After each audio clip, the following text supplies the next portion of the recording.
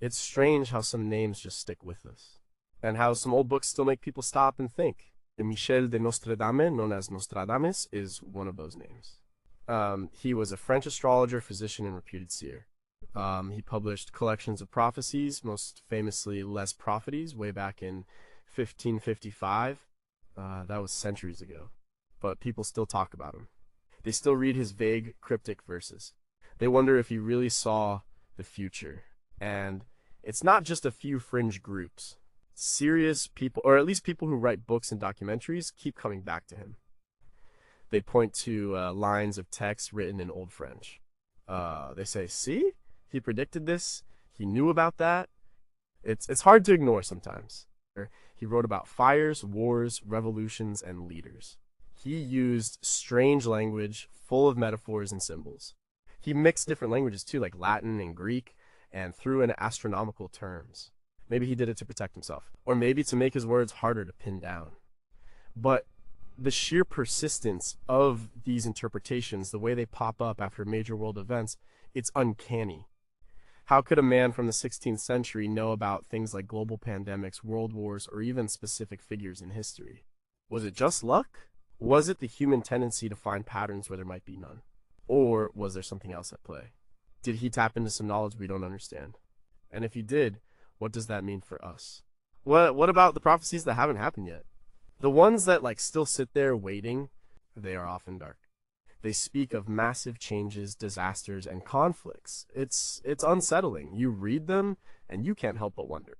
Is this our future? Are we already living out some ancient script he laid down? We're going to look at 19 of these prophecies. These are the ones that really make you pause.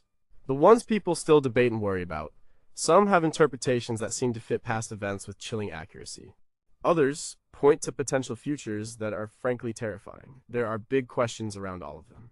And no easy answers, but it's worth exploring just to see what kind of world a man from the past thought we might inherit, and what those old words might mean for us right now.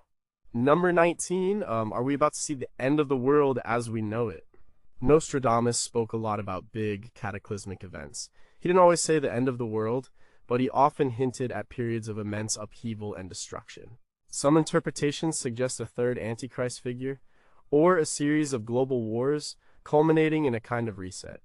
This is not about a specific event, but a general feeling of impending doom woven through many of his quatrains. Think about a world where everything, changes overnight. That's the vibe. Many scholars, or at least those who analyze Nostradamus, point to several quatrains that talk about the great empire of the Antichrist. They link these to periods of extreme global conflict. For instance, the general consensus among many interpreters is that the first two antichrists were figures like Napoleon and Hitler. This idea gained traction after World War II, when people looked back at Nostradamus' vague verses and found lines that seemed to describe these leaders and their destructive campaigns. Books published in the mid-20th century, like Nostradamus and his Prophecies by Edgar Leone, spent pages trying to connect these dots. They weren't always precise, but they certainly made people think. And so the thought of a third, even more devastating figure naturally leads to questions about a potential World War II why. This isn't just about military conflict. Some interpretations broaden it to include global economic collapse, widespread famine, or environmental disasters that fundamentally alter human civilization. The quatrains are really good at being vague enough to fit many scenarios. For example, one often cited passage talks about a new Babylon, which some people interpret as a rising global power, or a new economic system that eventually collapses under its own weight. But it is not always war. Some of the talk about great changes might also refer to shifts in consciousness, or a new societal structure.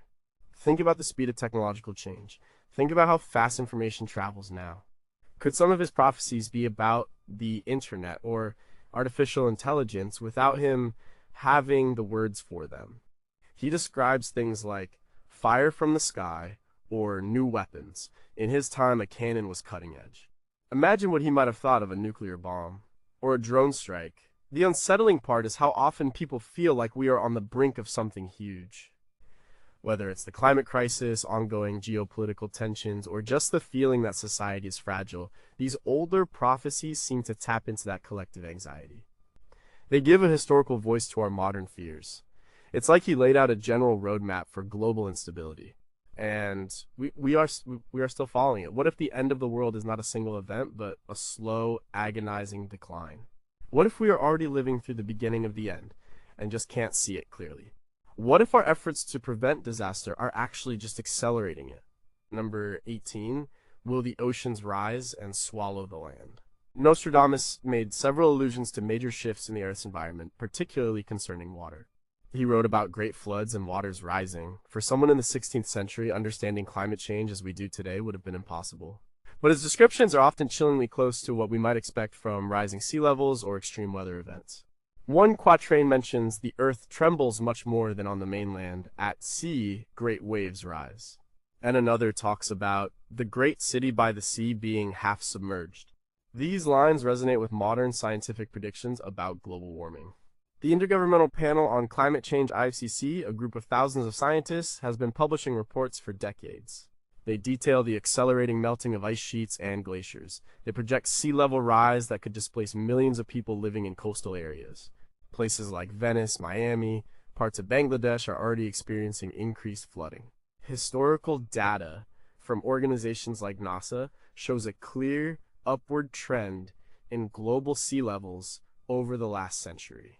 Since 1993, the global sea level has risen about 4 inches, and the rate is accelerating. Some people interpreting Nostradamus connect these ancient lines to these modern realities. They say he saw our future, he saw cities like New York or London facing unprecedented challenges from the sea. They look at maps showing coastal erosion, and they see Nostradamus' words coming to life. But it is not just about the sea. He also mentioned droughts, famines, and unusual weather patterns.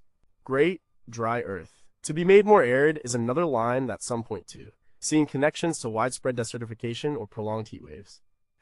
We've seen record-breaking temperatures across Europe, North America, and Asia in recent years. We've watched rivers dry up, impacting shipping and agriculture. These events are not isolated. They are part of a larger pattern that scientists link directly to human activity and climate change. The predictions from climate scientists are dire. A 2021 study published in Nature Climate Change warned that even under optimistic scenarios, coastal cities face significant risks. And it is not just a gradual process. It can be punctuated by extreme events like superstorms or tsunamis, which Nostradamus also hinted at. Blood rain and hailstones falling from the sky are images that, while metaphorical, evoke the severity of such events. The unsettling part here is the parallel between a 16th century seer's vague visions and the highly specific, data-driven warnings of modern science. It makes you wonder if there's an ancient echo to our very modern problems, or if humanity is simply prone to environmental self-destruction, a pattern that repeats itself through history. What if we are already past the point of no return for some of these changes? What if the Great Floods are not a sudden event, but a creeping, slow-motion disaster we cannot escape? What else did he see that we are only beginning to understand about our planet's future? Number 17, will a new world power rise from the east? Nostradamus' prophecies often speak of shifts in global power. He talked about the great king of Asia or the great monarch of the east. These phrases in his time might have referred to the Ottoman Empire or other regional powers. But in modern interpretations, especially in the last few decades, these lines are frequently linked to the rise of China as a global superpower. And it is not just China. Some interpretations also bring in other Asian nations or even a broader Eastern bloc that challenges Western dominance. Consider the economic growth of China since the late 20th century. Its GDP has soared, making it the second largest economy in the world. Its military strength is rapidly expanding. Its influence in global politics and trade is undeniable. This is a massive shift. People like Professor Graham Allison, who wrote the book Destined for War, Can America and China Escape Thucydides' Trap, discuss the historical patterns of rising powers challenging established ones. These are real, measurable changes on the world stage. Nostradamus often used coded language. He spoke of the new great city, or the city that will never fall. These could be interpreted in many ways. Some see Beijing in these descriptions. Others look at India, another rising giant. The idea of a great monarch doesn't necessarily mean like a king in the traditional sense, but could refer to a powerful leader or even a ruling party that commands immense influence. And then there's the military aspect. Some quatran mention fleets. and armies crossing the sea, which could be seen as reflections of modern naval power or expeditionary forces. The buildup of the Chinese Navy, for example, is a significant development, as highlighted in reports from the U.S. Department of Defense. It is a tangible shift in global military balance. These prophecies tap into a very current anxiety, the changing world order. The feeling that the era of unquestioned Western dominance might be drawing to a close, and that a new, different kind of power structure is emerging. Nostradamus, from his vantage point centuries ago, seems to hint at this kind of geopolitical rebalancing. He couldn't have known the specifics, of course, but the general thrust of his verses about a major power arising from the east to challenge existing structures feels very relevant today. It's unsettling because it suggests that these global power shifts might be part of some larger, predetermined course, that the tensions and rivalries we see playing out now were foreseen long ago. What if this new power isn't just an economic or military force, but also brings a completely different ideology that reshapes the world? What if the transition to this new order is not peaceful, but involves significant conflict, as Nostradamus also hinted at? And what does it mean for the individual caught between these colossal forces? Number 16. Will a massive earthquake devastate a major world city? Among Nostradamus' numerous predictions of natural disasters, earthquakes feature prominently. He often described shaking of the earth and cities falling, and some interpretations link these general prophecies to specific major cities, suggesting a catastrophic seismic event is yet to come. One famous quatrain talks about the city of Rome, where the Great One will fall. While Rome has experienced earthquakes, none have been of the magnitude some interpreters suggest for this particular prophecy. But it's not just Rome. Other quatrains use similar language that could apply to any major metropolis located on a fault line. The San Andreas Fault in California, for instance, is a constant source of worry for Los Angeles and San Francisco. Geologists like those that the U.S. Geological Survey use frequently warn about the big one, a massive earthquake that could hit California. They study historical seismic activity and predict future probabilities. Nostradamus often spoke of fire from the heavens or a great fire after the shaking. This could be a reference to gas line ruptures and subsequent fires that often accompany major earthquakes, especially in densely populated urban areas with older infrastructure. We saw devastating fires after the 1906 San Francisco earthquake, for example, and the Kanto earthquake of 1923 in Japan, which killed over 100,000 people, also led to massive firestorms. These historical events lend a certain weight to the interpretations of Nostradamus' quatrains. The unsettling nature of these prophecies comes from the combination of Nostradamus' general predictions and the very real scientific warnings we have today. We know certain cities are vulnerable. We know massive earthquakes are a matter of when, not if.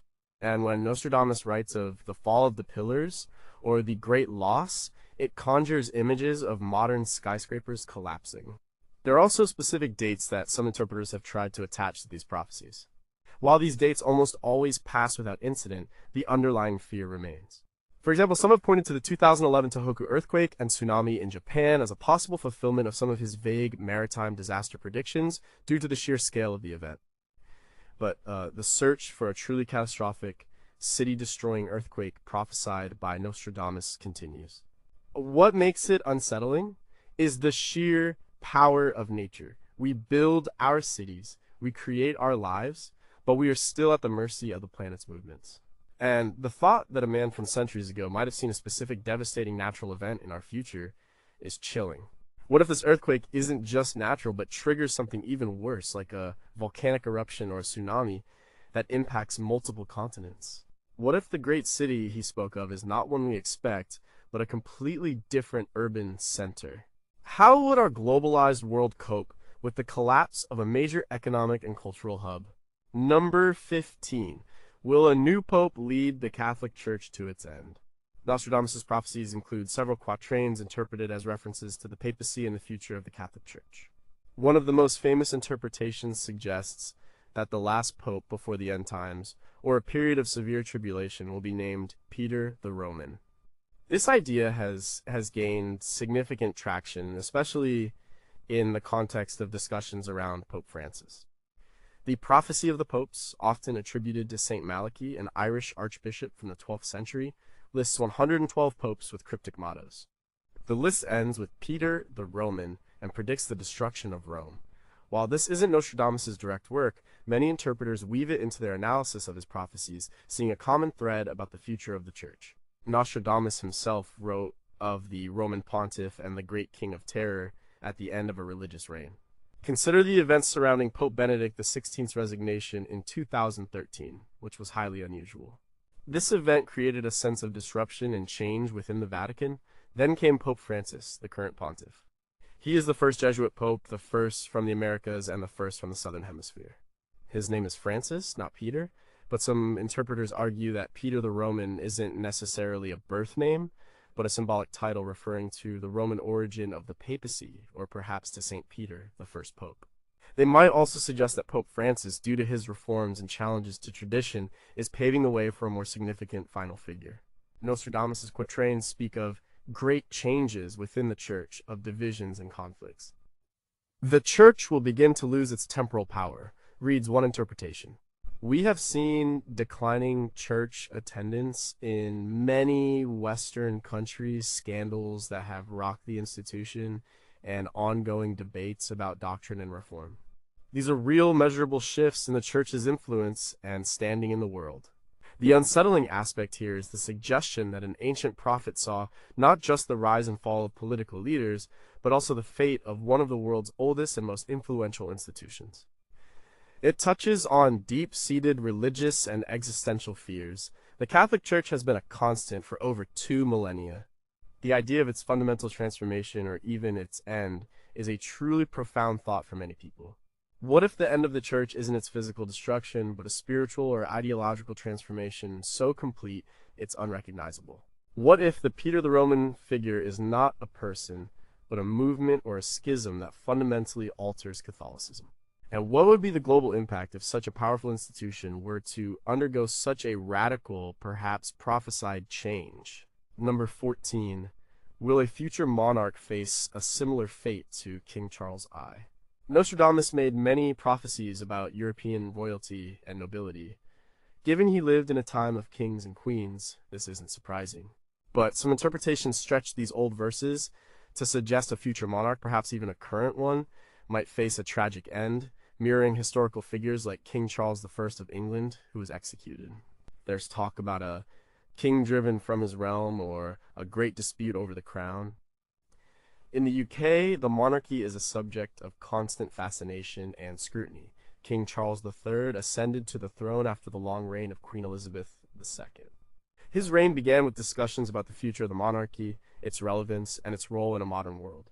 There are ongoing debates about republicanism, about the wealth of the royal family, and about historical ties to colonialism. These are not minor issues, they represent real pressures on the institution. Some interpreters connect Nostradamus' lines about a king without a name or a monarch who will not reign long to modern royal figures. This is pure speculation, of course, but the idea that a high-profile figure might face unforeseen challenges or even a shortened reign due to popular discontent or political upheaval taps into historical precedents. King Charles's execution in 1649 after the English Civil War was a truly seismic event. It showed that even kings were not untouchable. Nostradamus wrote about sedition and rebellion and the people rising up against their prince. While we don't see outright armed rebellion in current monarchies, there are strong voices of dissent, protests during royal events, growing support for Republican movements in countries like Australia and Canada, and general shifts in public sentiment show that the idea of inherited power is not universally accepted. A 2022 YouGov poll showed that while a majority of Britons still support the monarchy, support is significantly lower among younger generations. This trend suggests a long-term challenge to the institution. The unsettling part isn't necessarily a prediction of violence, but the idea that even powerful, seemingly stable institutions like monarchies are subject to cycles of upheaval. It suggests a certain fragility, and if Nostradamus saw these shifts, it implies a predetermined path for these royal lines. What if, driven from his realm, isn't a physical expulsion, but a loss of power and influence so profound that the monarchy becomes a mere symbol, stripped of any real authority?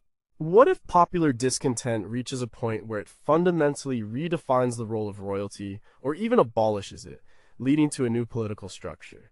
What other, less obvious, forces are at play in determining the future of these ancient lines? At number 13, will new diseases emerge that defy our best medicine? Nostradamus lived through the Black Death. He was a physician, so it's no surprise that his prophecies often mention plagues, pestilence, and disease.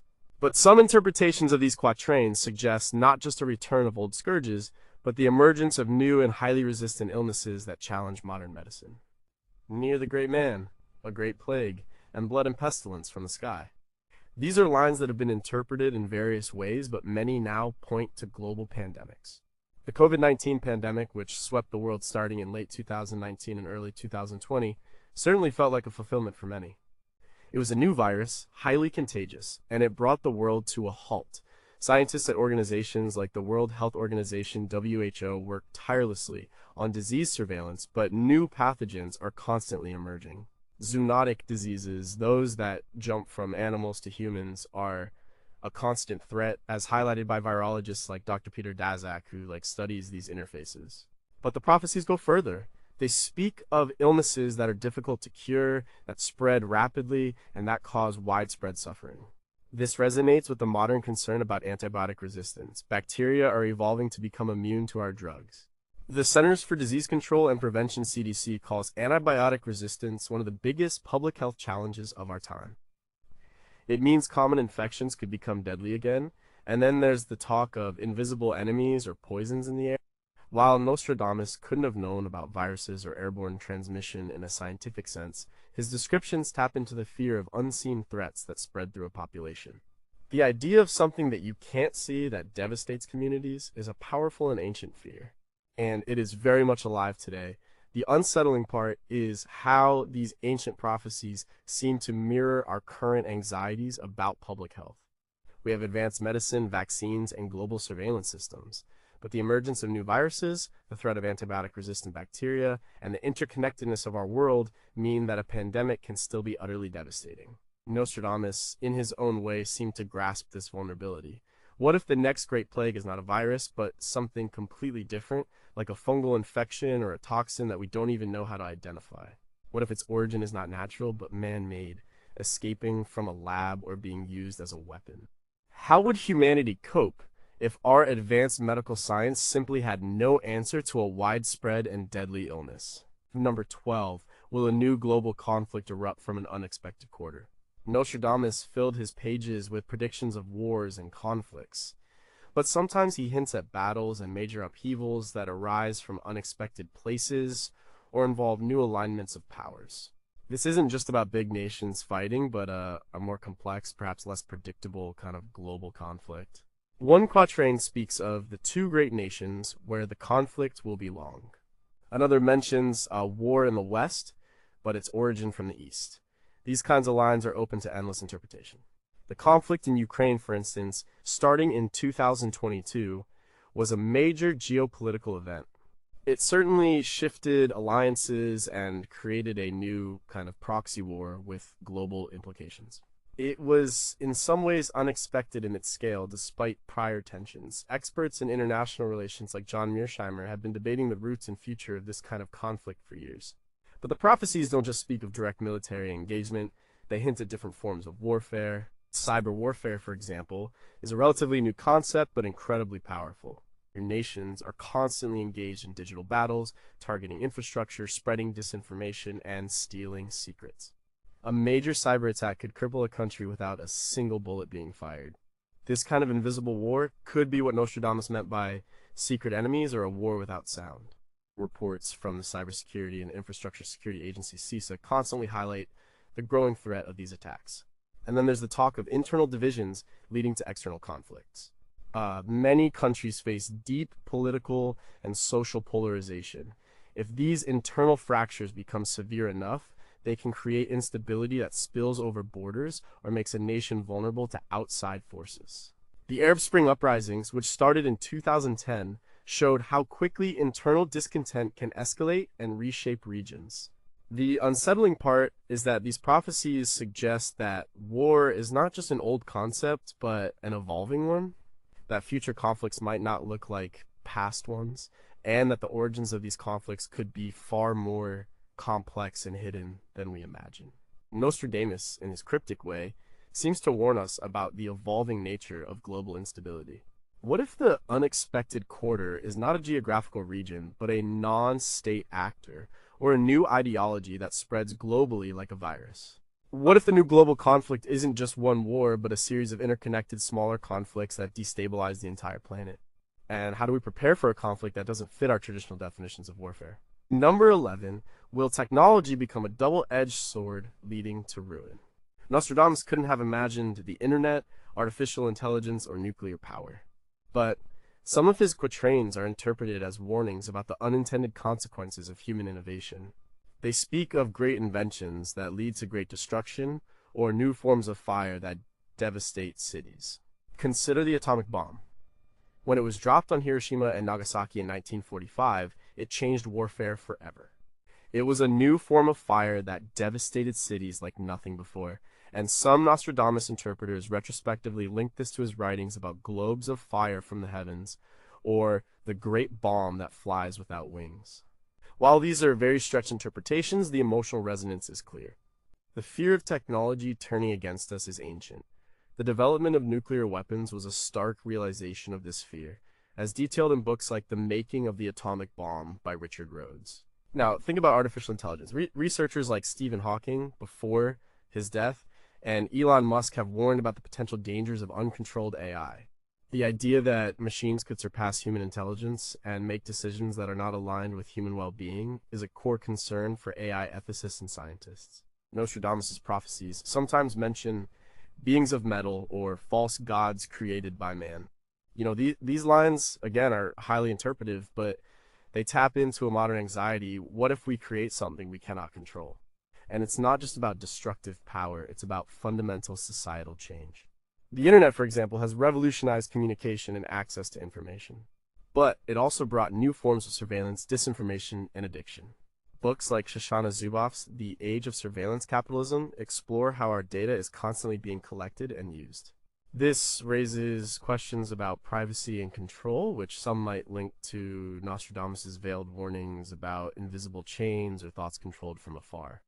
The unsettling part is that these ancient prophecies seem to reflect a timeless human concern about progress, that every great step forward in technology also brings potential for profound harm, that the very tools we create to improve our lives could, if misused or misunderstood, lead to our undoing. It suggests a tragic flaw in human nature, a tendency towards self-destruction even through our greatest achievements. What if the great inventions lead not to immediate destruction, but to a slow erosion of human agency and freedom, making us dependent on systems we barely understand? What if the new forms of fire are not bombs, but digital weapons that can shut down entire societies without a physical trace? And how do we distinguish between helpful innovation and the kind of technological development that fulfills ancient, unsettling prophecies of ruin? Number 10. Will famine and drought become widespread due to global events?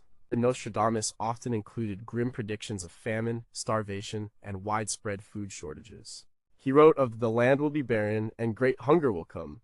These aren't just vague warnings. Some interpreters connect them to specific global events or trends that could trigger massive agricultural collapse. We consider the increasing frequency and intensity of droughts in various parts of the world. California has faced severe multi-year droughts. The Horn of Africa has experienced devastating famines due to prolonged dry spells. The data from the National Oceanic and Atmospheric Administration, NOAA, shows clear trends of changing precipitation patterns globally. Climate change is a major driver of these shifts, impacting crop yields and water availability, as detailed in reports by the United Nations Food and Agriculture Organization, FAO. But it's not just natural factors. Geopolitical conflict can also lead to famine. The war in Ukraine, for example, significantly impacted global food supplies, especially wheat and sunflower oil, as both countries are major exporters.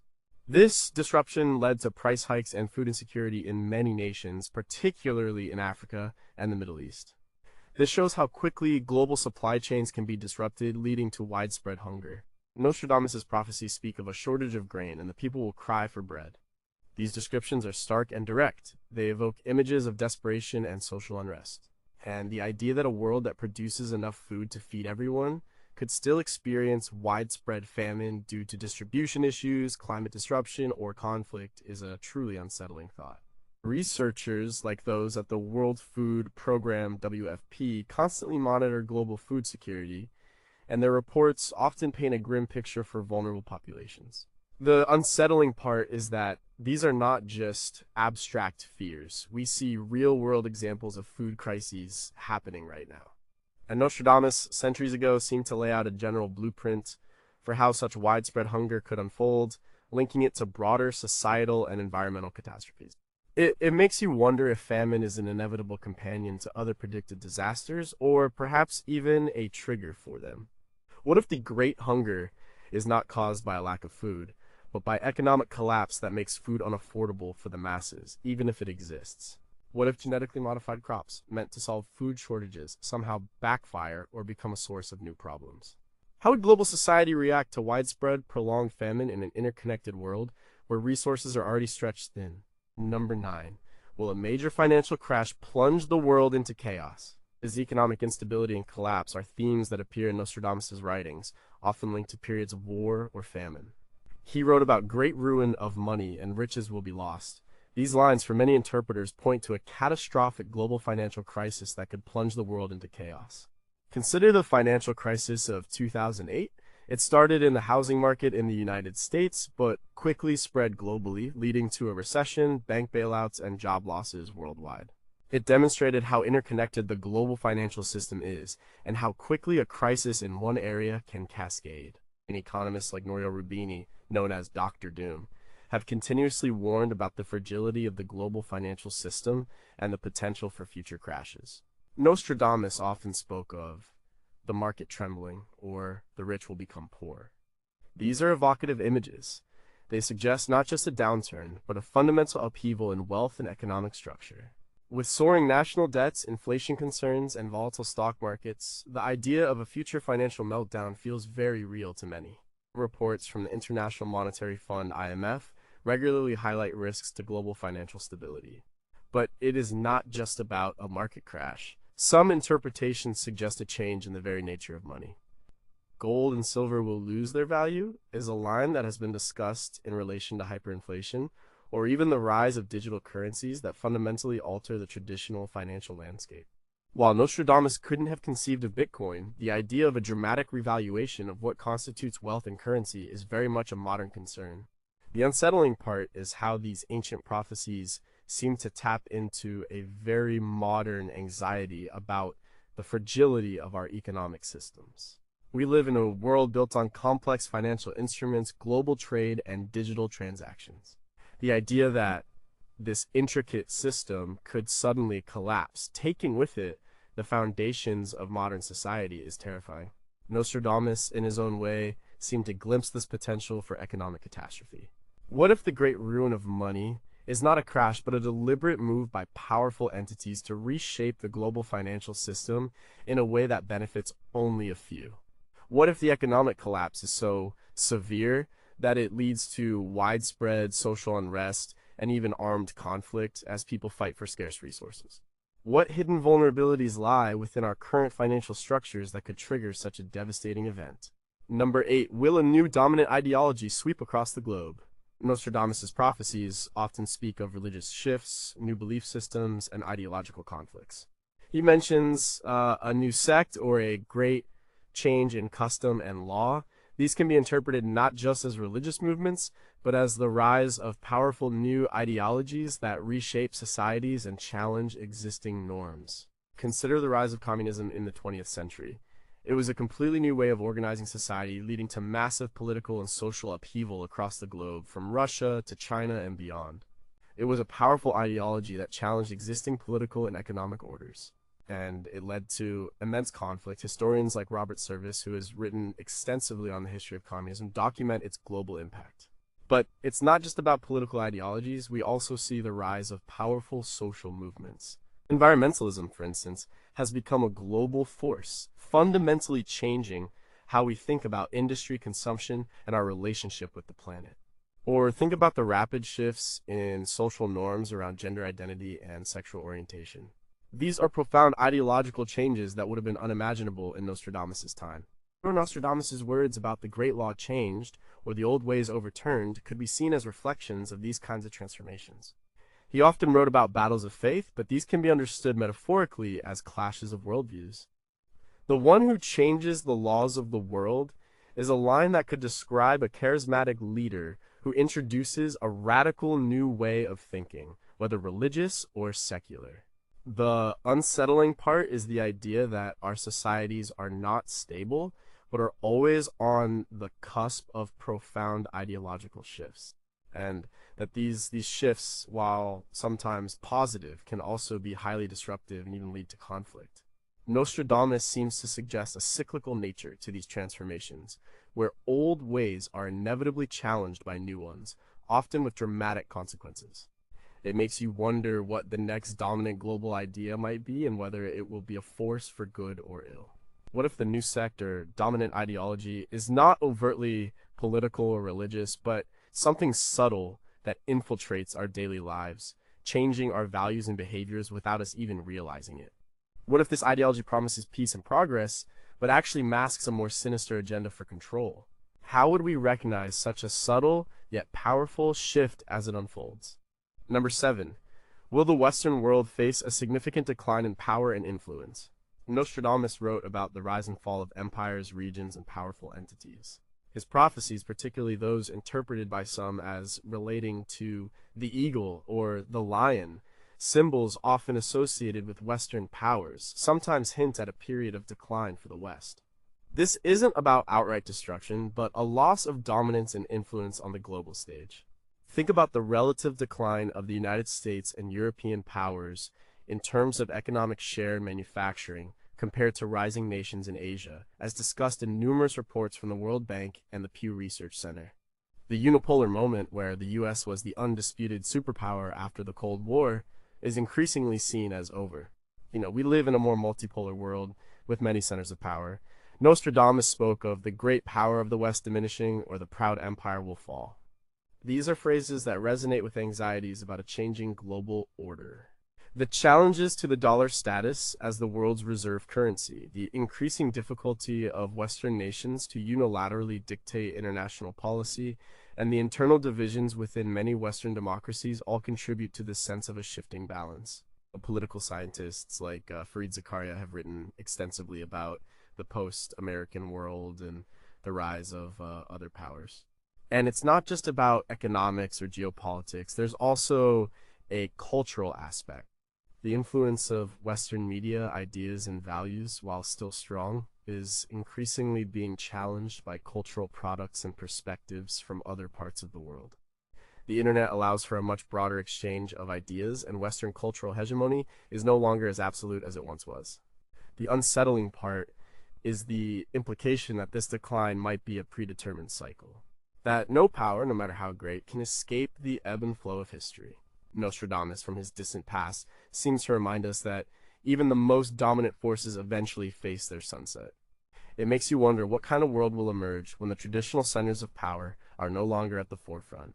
What if the decline isn't a single event, but a slow, almost imperceptible erosion of power that we only recognize when it's too late? What if this decline leads to internal fragmentation and civil strife within Western nations themselves, rather than just external challenges? What previously unseen forces are pushing these shifts in global power dynamics? Number 6, will a new figure emerge causing widespread conflict and terror? Among the most unsettling of Nostradamus' prophecies are those concerning Antichrist figures, or individuals who bring about immense destruction and terror. While the first two are often retrospectively identified as Napoleon and Hitler, the idea of a third, even more devastating figure is a persistent and chilling interpretation. Nostradamus wrote of the third Antichrist who would cause terror in the whole world and bring about a war of 27 years. This is a significant prophecy, suggesting a prolonged period of global conflict initiated or heavily influenced by a single, powerful, and destructive individual. While the term Antichrist is religious, in a broader sense it refers to a force of immense evil in opposition to established order. Historians and interpreters, even secular ones, have noted the historical parallels drawn by scholars like Jean-Charles de Fontbrun, whose books on Nostradamus gained popularity after World War II, connecting specific quatrains to Napoleon's rise. Think about the scale of modern warfare. If the first two antichrists brought about the Napoleonic Wars and the World Wars, what kind of conflict would a third one unleash in our interconnected nuclear-armed world? The idea of a 27-year war is truly terrifying, especially given the destructive power available today. Such a conflict would fundamentally reshape human civilization if it didn't destroy it entirely. The prophecies often describe this figure as emerging from a specific region or having a particular background, though the language is always vague enough to fit multiple interpretations. From the Aquilon, a term sometimes used for the north or the east, or the man who will shed much blood. These descriptions fuel speculation, and people often look to current geopolitical hotspots for potential candidates. The unsettling part is that the concept of a singular, charismatic, and destructive leader is not just an ancient prophecy, it's a recurring nightmare of history. Figures who rise to power through manipulation and violence, leading nations down paths of immense suffering, are a constant warning. Nostradamus seems to be telling us that this cycle is not over, that humanity will face yet another, perhaps its final, challenge from such a figure.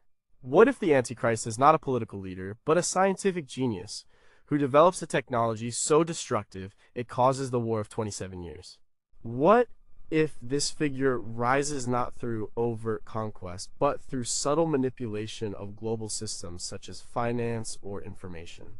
And what are the conditions that allow such a profoundly destructive individual to gain such immense power in the modern world? Number 5. Will a celestial event cause massive disruption on Earth? Nostradamus frequently referenced celestial bodies, comets, eclipses, and unusual alignments. He often linked these astronomical occurrences to significant earthly events, including natural disasters and societal upheavals. Some interpretations suggest a future-specific celestial event will have catastrophic consequences for our planet. A great comet will appear in the sky, or the moon will be obscured, then the sun. These lines resonate with ancient fears about comets being harbingers of doom, or eclipses signaling major changes. While modern astronomy has demystified many of these phenomena, the possibility of an asteroid impact, a solar flare, or a near-Earth object still poses a very real threat.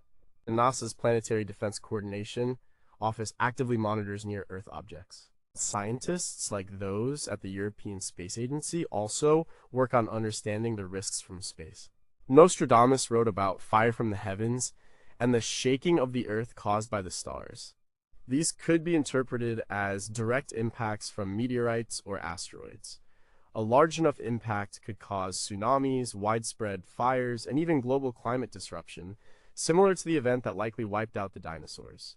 Such an event would be truly civilization-altering, but it's not just about impacts. Some interpretations also consider the effects of massive solar flares or coronal mass ejection CMEs. A powerful CME directed at Earth could knock out power grids, satellites, and communication systems, leading to a global blackout and widespread chaos. A 2012 study by Lloyds of London and the Atmospheric and Environmental Research AER estimated the economic cost of such an event could be trillions of dollars, with recovery taking years. The unsettling part is the idea that our fate is not entirely in our own hands. That forces from beyond our planet could suddenly and dramatically reshape our existence, just as Nostradamus seemed to suggest centuries ago. It's a reminder of our cosmic vulnerability, a feeling that a distant observer might have seen. What if the celestial event is not a single impact, but a series of less dramatic but cumulatively devastating events, like a prolonged period of intense solar activity that slowly degrades our technology? What if the Great Comet isn't a physical object, but a metaphor for a new scientific discovery or a technological breakthrough that comes from space and transforms humanity in an unexpected way? How would humanity cope with a truly global, unavoidable disaster originating from beyond our planet? Number 4, did he predict the rise and fall of the French Revolution? Many of Nostradamus' prophecies are widely believed to have foretold events in his own home country, France. The French Revolution 1789 to 1799 is one of the most famous and compelling interpretations. He lived less than 2 centuries before it happened, and his words seem to describe it with surprising accuracy. Nostradamus wrote about the common people rising and princes and kings thrown out. He also mentioned blood spilled on the public squares and the great head brought low. These lines are often directly linked to the French Revolution and the subsequent Reign of Terror. The storming of the Bastille in 1789, the execution of King Louis XVI and Queen Marie Antoinette by guillotine in 1793, and the widespread violence against the aristocracy and perceived enemies of the revolution are all seen in these cryptic verses. Of books published in the late 18th and early 19th centuries after these events often highlighted these exact interpretations, solidifying their place in Nostradamus lore. Historians like Simon Schama in Citizens, a Chronicle of the French Revolution, detail the extreme violence and societal upheaval of this period. He also described a young lion who would overcome the older. This is often interpreted as Napoleon Bonaparte, who rose from relatively humble origins to become emperor, effectively ending the revolutionary period and establishing a new empire. Napoleon's rise, his military campaigns across Europe, and his eventual downfall are also retrospectively seen in many of Nostradamus' quatrains, especially those mentioning the eagle. The unsettling part is the specificity for Nostradamus. He rarely gets this close. It suggests he might have had a genuine glimpse into the future of his own nation. It makes you wonder if certain historical events are simply destined to occur, and if the human actors are merely playing out a script written long ago. What if these prophecies about the French Revolution weren't just about France, but a template for other revolutions and social upheavals in history? What if the great head brought low isn't just a physical execution, but a metaphor for the complete destruction of an old order and its ideals? Did Nostradamus see the cyclical nature of revolution and power, not just a single event? Number 3, did he foresee the rise of Adolf Hitler in World War II? This is one of the most widely cited and often chilling interpretations of Nostradamus. Many believe he predicted the rise of Adolf Hitler, the Nazi regime, and the devastation of World War II. The specificity, even with the vague language, feels particularly unsettling to many. Nostradamus wrote about Hister or Hifter in several quatrains. For example, beasts ferocious with hunger will cross the rivers. The greater part of the battle will be against Hister. Another mentions, from the depths of the west of Europe, a young child will be born of poor people, who by his tongue will seduce a great troop. His fame will increase towards the realm of the east.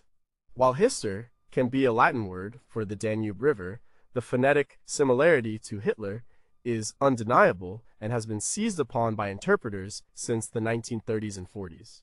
Hitler was born in Austria, west of Europe, came from relatively poor origins, and was known for his powerful oratorical skills. His tongue will seduce a great troop. His fame and influence certainly grew, leading to the conquest of vast territories, including eastward campaigns. The beasts ferocious with hunger can be interpreted as the Nazi war machine, driven by expansionist desires, crossing rivers like the Rhine or the Oder. The devastation of World War II, which killed an estimated 70 to 85 million people, involved unprecedented levels of suffering and conflict, as meticulously documented by historians like Ian Kershaw. The prophecies also speak of the great empire of the Antichrist, as mentioned earlier, with some seeing Hitler as the second such figure. They describe aerial bombardments, birds of prey from the sky, and massive societal destruction. The Blitz, the bombing of German cities, and the general devastation of European infrastructure during the war all fit these broad descriptions. The unsettling part is not just the phonetic similarity of Hister to Hitler, but how the surrounding descriptions in these quatrains seem to align with various aspects of Hitler's life, rise to power, and the nature of the war he unleashed. It creates a powerful sense that a specific dark chapter of human history was somehow glimpsed centuries beforehand. What if the Hister quatrains were a warning, meant to be deciphered, but we failed to understand them in time to prevent the catastrophe? What other historical figures equally destructive did Nostradamus hint at with similar subtle clues that we are yet to connect. What does it mean for human free will if such a monumental destructive event was seemingly foreseen? Number 2, did he predict the assassination of John F. Kennedy? This is another high-profile prophecy interpretation, and one that has fascinated many due to its apparent precision, despite the usual vagueness of Nostradamus. The assassination of U.S. President John F. Kennedy in 1963 is a moment etched in history, and some believe Nostradamus saw it coming. The quatrain most often cited for this prediction is Century 1, Quatrain 26. It reads in part, "The great man will be struck down in the day by a thunderbolt, an evil deed foretold by the bearer of a petition. According to the prediction, another falls at night. Conflict at Reims, London, and a pestilence in Tuscany." Our interpreters focus on, "The great man will be struck down in the day by a thunderbolt." This is seen as a reference to JFK, a powerful and popular leader great man, killed in broad daylight in the day. The thunderbolt is interpreted as the bullet that struck him. The phrase, "an evil deed foretold by the bearer of a petition," is a bit more cryptic, but some link it to Lee Harvey Oswald, the alleged assassin, or to warnings received by JFK prior to his Dallas trip. Then there's the line, "According to the prediction, another falls at night." This is often linked to the assassination of JFK's brother, Robert F. Kennedy, in 1968, who was shot at night. The word "another" reinforces the idea of a related death. This double prediction, if true, would be truly remarkable. The Kennedy assassinations were profound national traumas, deeply impacting American society and politics, as explored in countless books and documentaries, including For Days in November by Jim Bishop. The remaining lines about conflict at Reims, London, and a pestilence in Tuscany are usually acknowledged as unrelated filler, or as part of Nostradamus' common technique of mixing different unrelated predictions into a single quatrain, making specific connections even harder. But the first few lines are so compelling that they overshadow the rest for many. The unsettling part here is the apparent temporal specificity, not just a death, but how it happens by a thunderbolt, and the mention of a related subsequent death, another falls at night.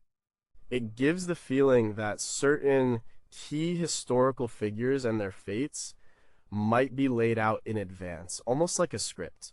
It makes you wonder what else he saw about the powerful people who shape our world. What if the thunderbolt isn't just a bullet, but a metaphor for the sudden, shocking nature of the event that changed the course of a nation? What if the bearer of a petition is not a person, but a symbol of the political or social forces that ultimately led to the tragedy? What other powerful figures, past or future, might have had their fates subtly hinted at in Nostradamus' other, still uninterpreted quatrains? Number 1. Did he predict the 9/11 attacks on New York City? This is one of the most controversial and widely debated interpretations of Nostradamus' prophecies, emerging powerfully after the event itself. Many people believe he foresaw the terrorist attacks of September 11th, 2001 on the World Trade Center in New York City. The most famous quatrain linked to 9/11 is Century the 6th, Quatrain 97. It reads, "The sky will burn at 45 degrees latitude. Fire approaches the great new city. Immediately a huge, scattered flame will leap, when they will want to have a proof from the Normans." Interpreters of this quatrain point to the great new city as New York City, a prominent global metropolis. The fire approaches and Hoog's scattered flame will leap are seen as direct descriptions of the planes hitting the Twin Towers and the subsequent collapse and fiery destruction. The phrase, "the sky will burn at 45 degrees latitude," is a point of contention. New York City is closer to 40 degrees latitude. However, some argue that Nostradamus might have used an approximate figure, or that the angle refers to the descent of the planes. Another quatrain often cited is Century 1, Quatrain 87. "By day the king on the red wall will expire, the great tower to collapse, the king to be surrendered." While less directly linked, the Great Tower to collapse is seen by some as a direct reference to the Twin Towers, which were indeed massive towers that collapsed. The reference to king is usually dismissed as misdirection or a reference to some unseen power. It is important to note that many skeptics dismiss these connections as purely coincidental, arguing that the prophecies are so vague they can be applied to almost any disaster. They also highlight that interpretations for 9/11 only emerged after the event, not before. However, the emotional impact of the images of the burning towers and the phrase "fire approaches the great new city" is powerful for those who believe. The attacks themselves, meticulously documented in reports like the 9/11 Commission Report, reshaped global politics and security. The unsettling part is the sheer devastation of 9/11 and the sudden, horrific nature of the event. The idea that a 16th century seer could have glimpsed such a modern act of terror with its iconic imagery is deeply unsettling. It forces you to confront the possibility that some of the greatest human tragedies might be somehow preordained or at least foretold in cryptic ways. What if the great new city is not New York, but another future metropolis that will suffer a similar fate? What if the fire from the sky is not caused by planes, but by a new form of weapon we cannot yet imagine? And how would humanity deal with the knowledge that a major act of terror was predicted centuries ago, and we were simply unable to prevent it, or even understand the warning in time?